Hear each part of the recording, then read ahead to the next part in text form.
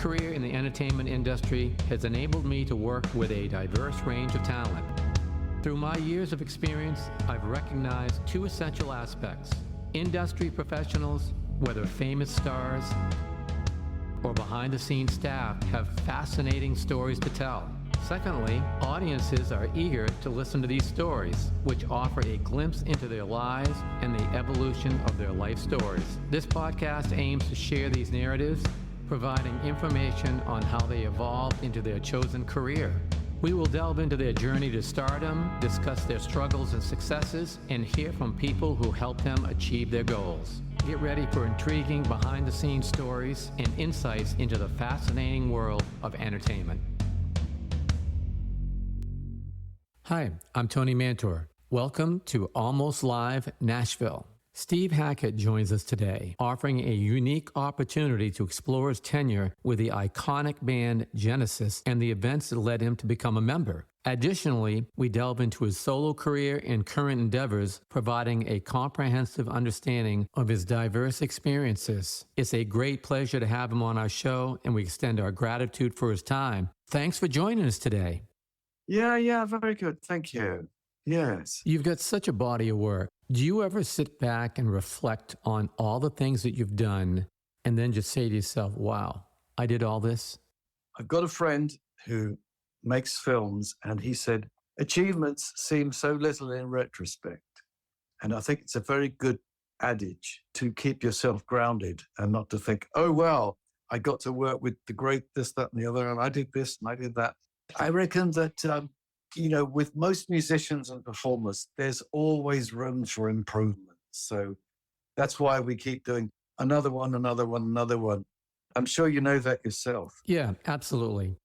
It's just sometimes you're sitting around rehashing the old days, and then you find that, wow, look at all the things that we've done together. Yeah. Keeps building, and then you just never thought you could ever do that when you was young. Yeah. Well, yeah, I mean, when you're a kid, my God, I listened to Segovia, for instance, when I was 15, and I thought, my God, this is a quantum leap. If I could have used these words, from everything I'm hearing so far, great guitarists play single line things, never mind being able to knit extraordinarily with the right hand. Yeah. And when I saw him playing on TV, I thought, he's hardly moving. And all these notes are coming out. It's all from bar positions. It seems measured and leisurely. I'm sure it wasn't. I'm sure he was probably sweating, for the life of him. But so it seemed to me. And so I don't know how we got onto the subject of that. But I've always thought, when I was a kid listening to it, I thought, I'll never be able to play like that. Little knowing that many years later, I was to record precisely some of the same materials and some other Bach pieces that he hadn't touched. Every now and again, if I record a Bach piece, you know that it's going to put you through the ringer, right, in many ways. And all you're doing is adding a footnote to the greats. It's a bit like doing a Shakespearean thing where all those greats that preceded you. Yeah, for sure. You just add a footnote to it. And that's on the classical side of things. Never mind rock. So, yeah, if you told me one day, you're going to play this, I would have said, get out of here. Nah. Yeah. So what was your early years like? I know you started out fairly young. So how did you evolve so you could be what you are today? Well, my dad played a number of musical instruments. He wasn't a professional musician. He eventually became a professional artist painting paintings. The war years weren't necessarily kind to a lot of very creative guys like himself. And he happened to have a very high IQ. He could play all these instruments. And so from the age of 2, I was trying to play harmonica, mouth organ, just like my dad, buying me cowboy tunes to listen to and Slim Whitman records and Davy Crockett and Roy Rogers. Yeah. All those cowpokes out there. I loved all of that stuff, of course. So I was playing harmonica 10 years before I touched guitar. By the time I was 12, I was just about able to get my arms around the guitar that he had, that he brought back from Canada. And then by the time I was 14, I gave up my summer holiday to just do nothing but play guitar with this brutal action. He said, you'll get calluses. I never got calluses with that guitar. I just had open wounds on my fingers. I didn't know what was a great action, what wasn't, what was heavy gauge, what was light. early days. You've got to suffer to get there. What was that first guitar? Was that a name brand or just something he found? It looked like something that Elvis might have played. You know, it was a K-A-Y, Okay. F cello hole guitar, big round thing, All right. sort of thing that country players would play. I found it absolutely marvelous. You know, once I was able to master a few chords on it, and then a friend bought a nylon string guitar. Okay. And I thought, this is cheating. This doesn't feel like barbed wire anymore. This is gentle on the fingers. So somewhere along the line, the penny dropped. You didn't have to be in pain from the word go. You could actually enjoy this thing. Yeah. Yeah, that's great. You mentioned a few people. So who were some of the ones that inspired you to evolve to what you have become today? Well, you know, I think Hank Marvin of the Shadows was a big deal for all of us British guitarists from a certain time. Okay. I mean, he was always 5 years older than the guys who were 5 years older than me. So the Eric Claptons and Jeff Becks and all of those people, you know, he was that. And I got to meet him a few times and have a get together with a bunch of people. We wished him well off to when he was relocating to Australia. And at that do, I was being introduced to Eric Clapton, Jeff Beck, David Gilmour, Steve Howe, I was already working with, because sorry to name drop. Not at all. That's great. We were already having the band GTR. Right. We'd formed that, and that took off for us big time in the States. Yeah, that was really good. So that was interesting. Just shortly after I'd left Genesis, and that was something that took off, I'm glad to say. Yeah, for sure. Now, how did you start writing songs? Did that happen over a period of time? So how did that transition happen for you? Well, I think I became aware that when I'd seen King Crimson, I saw them in 1969, just before they'd made In the Court the Crimson King. Okay. And the thing that struck me about that was they were coming up with songs that had great long instrumental passages, great singing, but great long instrumental passages. And of course, to an instrumentalist, this was a clarion call. And I came to know over time, most importantly, Ian MacDonald, who'd been really, I think, the prime writer with them, along with Pete Sinfield.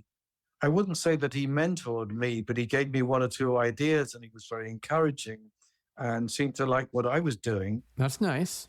Then he'd left Crimson. He was just about to go off and form Foreigner, of course. And we kept up contact, my late great pal. And that was really wonderful. I was thrilled that he liked what I did, because I was so impressed with what he could do. And shortly I was to join Genesis. Yeah, I heard that come from an ad in a paper or something along that line. After 5 years of advertising the back pages of Melody Maker, I got a call from Peter Gabriel, who was the lead singer of Genesis. And they wanted someone who could write. And I'd advertised myself already as a writer. So it was aspirational rather than anything in concrete at that point. I wanted to be a writer, but that was the whole point. Genesis wanted someone who could play electric guitar, 12-string, and could write. So I laid claim to all those three things. So that actually put the pressure on you, and you had to step up to the plate and do some of the things that you said you could do. Yes, that's right. Yeah, that was important. Now, Phil Collins joined the band 3 months before I did. They were up and running, doing gigs with him. Yeah, that was good that you got a chance to join them all together like that. And most importantly, they had some work. Charisma Records, our record company, were putting 3 acts on for the price of fish and chips. You could go and see Lindisfarne, Vandergraaf Generator, and Genesis. We were the opening act of the opening act. Yeah, I've seen that happen many times. It was a kind of shock to me, because I've been a legend in my own bedroom up to that point, and I'd done damn all gigs, and suddenly we were playing to full houses, town halls throughout the UK, and it was a kind of, yes, had to step up to the plate, as you so rightly put it. Yes. So once you joined Genesis and all the dominoes started falling in place like they did, Yeah. what was that experience like for you?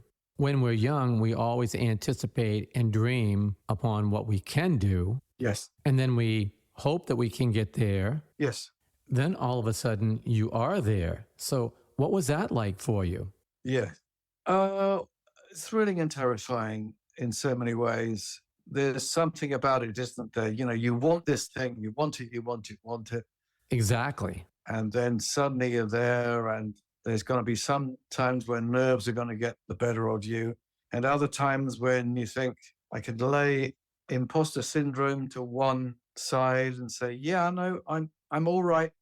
Enough people were saying to me, no, you're right for the band, you're good for this. And I'd come up with certain techniques. And then John Lennon started saying nice things about the band, which was absolutely lovely, but there was no social media. You couldn't make use of that at the time. So closely guarded secrets. So, Yeah, yeah. you know, Lennon would do the odd interview and mention us more than once, which was very, very nice, saying we were true sons of the Beatles. And I look back on some of the early Genesis stuff, and I can see the influence, of course. You know, that's fairly obvious. In fact, our first hit single was based on a guitar riff that I had. And in 1972, some of the guys in the band were saying, oh, that sounds a little bit too close to the Beatles. We shouldn't use that. Following year, I'm still jamming away on the same riff with Phil. Everyone jams together. A song comes out of it, and that's our first hit single, I Know What I Like. So a kind of homage to the Beatles, very British in so many ways. Yeah, that makes sense. So as you grew with Genesis, and then Genesis grew within itself, yeah, it doesn't matter what level you're at. There's always going to be ups and downs, good and bad days. Sure. Everybody certainly has them. Sure. What are a couple of the good ones that you'll always remember about being with Genesis in those years that you performed with them? There are a couple of shows that I remember. I do remember playing in LA for the first time at the Roxy Club, doing 2 shows a night and 3 nights. And we weren't selling out anywhere else, but for some reason, LA really seemed to get it with us. Another time in America again, doing Madison Square Garden in 77. Yeah. Where from the very first note, the whole of the audience stood up. It was a great feeling. You can't buy those moments. That's right. Similar thing happened in Glasgow when we had equipment problems and we couldn't put on our show. And so we postponed it. We came back a couple of weeks later, and I thought, you know, the Glasgow audience got to be really angry and stoneless. But no, it was, again, it's this thing, on their feet, thrilled to have us. And that was a great, great feeling. Not a lot better than that kind of feeling, for sure. Wonderful there. So those feelings of, you know, when you get the ultimate sanction from the audience, it's not the amount of records you sell. It's not about the numbers. It's about the real emotional impact of something. You know, you find your aspirations find their echo within the response of the audience, and it all becomes one, and it's a wonderful, wonderful moment. It's about the music. That's what sells it. That's it. Yes, that's right. It's about the music. The music is its own currency. You know, even if I never earned another penny from gigs or from selling, you know, it's about, as I say, it pays you back. That's right. The spirit of the music is priceless. Absolutely. The spirit of the response, all of that. These are things that no amount of marketing can replace that direct contact. Yes, for sure. Now, you mentioned the elation of being on stage, but you also mentioned the horror of being on stage. Sure. So you must have had those same feelings when you decided to embark on your solo career. Well, I did an album when I was still with Genesis in 1975, and then by some point in 77, I decided to leave the band, take the chance, and doing my first show, which may have been in Oslo. I'm not sure if it was Oslo or Gothenburg, but terrifying. I can just imagine. You know, either this show is going to go well and I'm going to have a career, or it's going to be thumbs down, feed him to the lions. And luckily, it was thumbs up. Yeah, that was great. Because it happened once on that show, I realized we could do it again multiple times. There was a great response to the band at that time, a great response to the subsequent album that we were going to do, which was Spectral Mornings. And it just seemed to go up and up and up. And that was an extraordinary thing. So I still love playing live. I noticed that John Mayall, something that he'd said recently, I used to go and see him when I was 16, when he was a grand old man of 33. We thought he was ancient at that time. How could he get up there at that age and do that? Isn't that marvelous? He said something about, he said, I really like being on the road. He liked doing gigs, and the joy of that, I think, communicated from those early days right up to basically his end. He's cut of the same cloth as all the great bluesmen of all time, and what an incredible career he had. Absolutely. Now, one thing that I think happened for you is when you left Genesis, it allowed you to become a more complete player because you was allowed to do whatever you wanted to do and you embraced it. Yes, it did. It meant that I could work with other people. I was ready to work with others from different backgrounds and cultures. Almost immediately, I befriended Richie Havens. He and I started to work together, and that was wonderful for me because all of the guys in Genesis revered Richie Havens. We'd done gigs with him. We were the support act. He was, after we'd been talking for a while and I'd invited him to my home and what have you, he suggested that we work together. And I was thrilled with that. Again, the great man wants to work. And when we eventually did in Cherokee Studios in Los Angeles, he'd flown over from New York, and same day he wanted to go straight in the studio, worked all night with me. I was worried that he was going to tire and I was going to finish him off, but he was just running on enthusiasm and everything. And he was truly great. He sort of took over proceedings. We did one song. He told me how we should do it because I wasn't used to recording with other people. He said, well, you come out on the studio floor with me. We got the backing track order recording. Sure. And if you're a few feet away from me, then you can tell me when I'm getting it right and not. And he's learning it on the spot. And he's looking to me for approval. And I've always thought it was a bit like God looking to you for approval. And I'm going, yeah, great, wonderful. And then at the end of that song, and he does an incredible performance on Icarus Ascending, on the Please Don't Touch album, he said, have you got any other songs? And I had, the B side of a cassette that I was embarrassed about playing him. And I said, well, I've got this one. He said, well, let's have a listen. Yeah, we should do that. Okay, he says, what you do is you go out with the acoustic guitar, with 12-string guitar. He said, I'll play percussion at the same time. He's got a cigarette in his mouth. He's got a trilby hat on. He's playing maracas in one hand, tambourine in the other.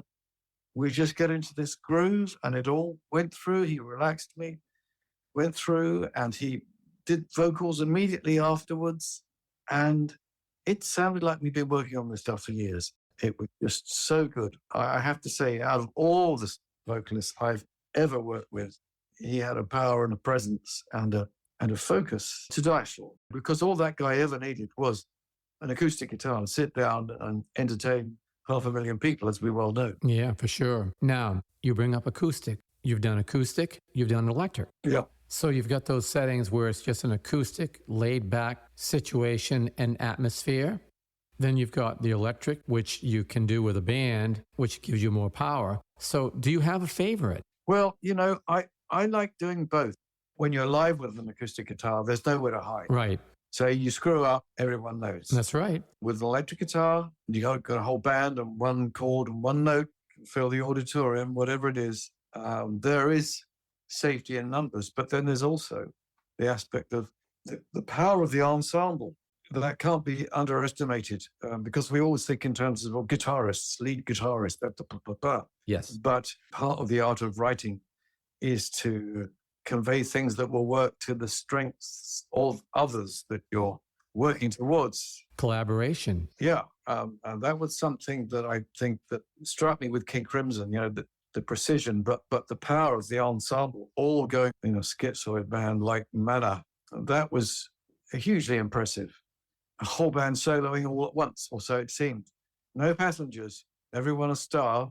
And I think when I joined Genesis, I was really looking for a band that would be able to do that. And I think we managed to attract their attention sufficiently. I befriended Robert. Robert befriended Peter Gabriel, was to work with him. And so I think British bands at some point, they started to become each other, it seems to me. I ended up working with a lot of the King Crimson guys over time, a lot of the guys from Yes over time. So Genesis and Yes and King Crimson all sort of meet up with me somewhere in the middle, and many other bands, of course, that I've played with since. But I've been working with Steve Rothery of Marillion. We've been doing a sort of 2-guitar thing recently, and couple of days ago, we were working on that over the weekend. So that's been very interesting to see how that's shaping up out of jams, but it's becoming more and more cohesive as it runs. Yeah, right. So you brought up songwriting here just a short time ago. Sure, These three things have different emotions to it: sure. songwriting, recording,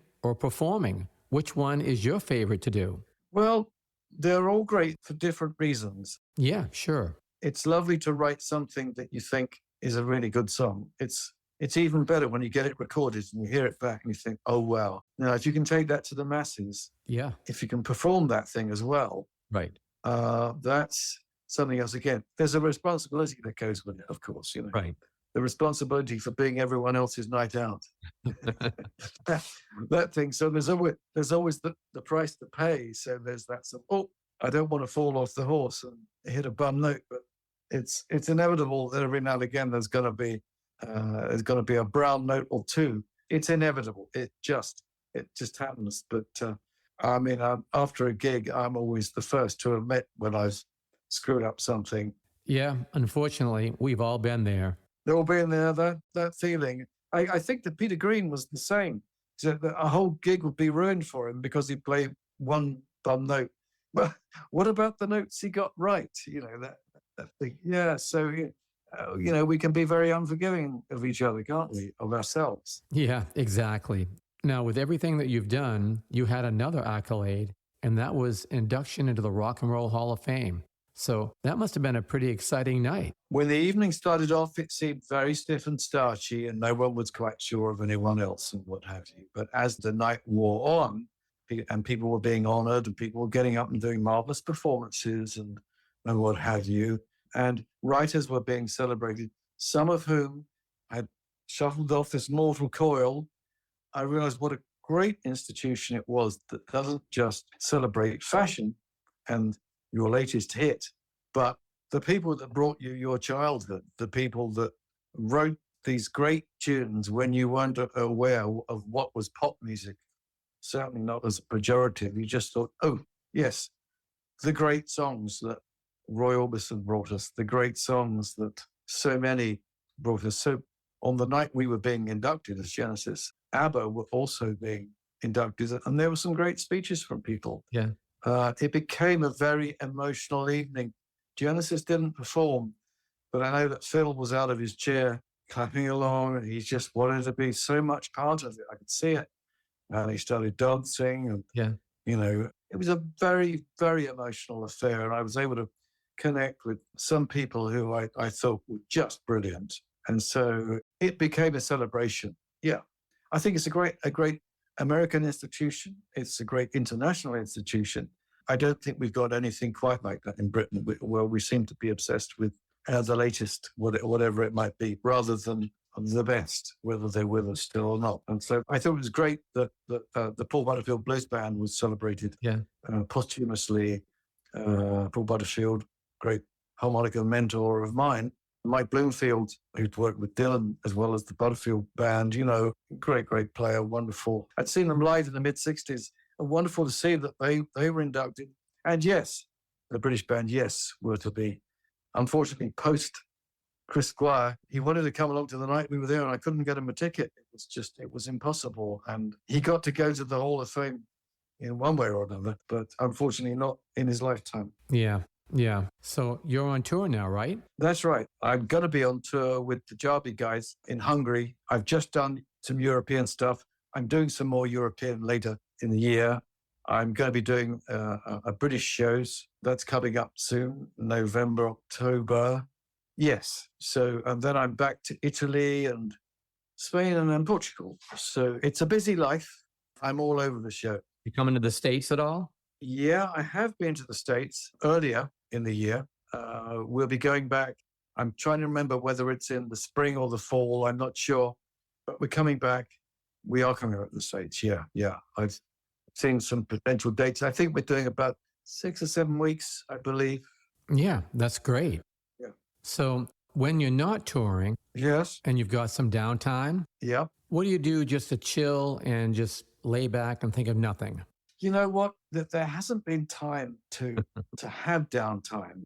You know, my wife and I were saying this today. Wouldn't it be nice just to, because it's a glorious summer's day here, be nice to sort of go wandering off, but she's hurt her foot, so that's not going to happen. Oh, that's too bad. It's too hot to sit in the garden. It's another day doing the other thing. So I don't have too much time. I'm usually, here's me, high pressure salesman. This is it. We don't have a lot of time off. I do have books that I've read, written by pals.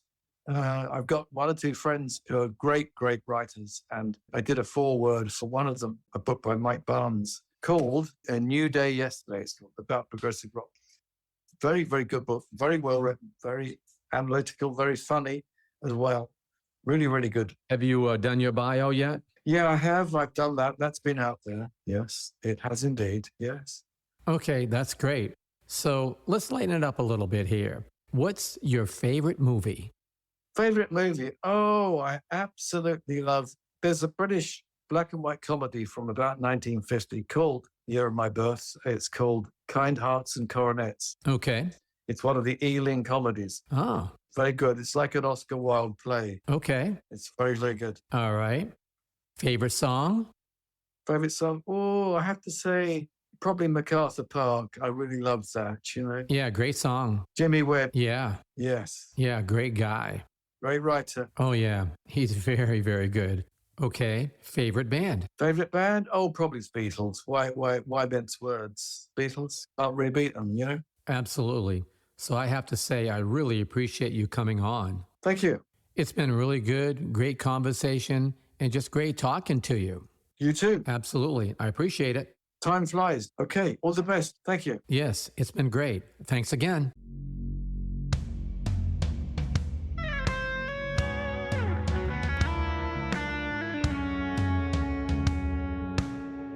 Thanks for joining us today. We hope you enjoyed the show. This has been a Tony Mantor production. For more information, contact media@plateaumusic.com.